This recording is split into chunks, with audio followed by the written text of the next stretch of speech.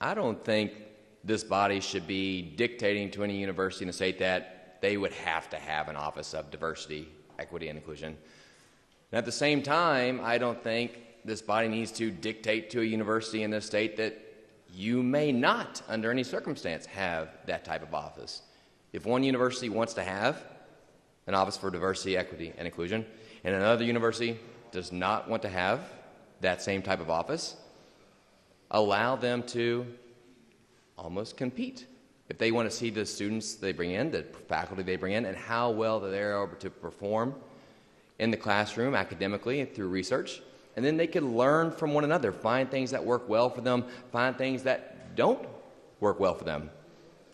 Now, my understanding is that, of course, we never want to remove seats from the table, of course, but adding seats to a table should be a good thing, and I believe that's what these offices have been trying to do, to add seats to the table. And that's only a problem if you have what we call in the coaching world a scarcity mindset.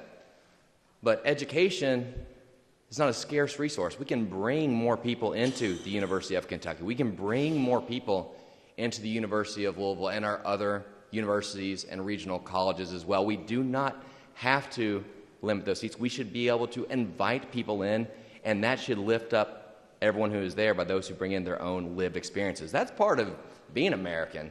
People have come to this country from their own lived experiences. My ancestors came here in the 19th century from Ireland, and they brought that part of their history with them, and that led to me being here today.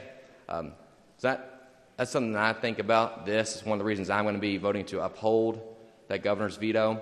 One other thing I do want to say, and this does get a little bit beyond just higher institutions, but I think it needs to be said. I think we're being drugged into something that's larger. I hate that this kind of boogeyman has taken hold of us. I mean, in the year of our Lord 2025, diversity, equity, inclusion was blamed for West Coast wildfires and deadly plane crashes.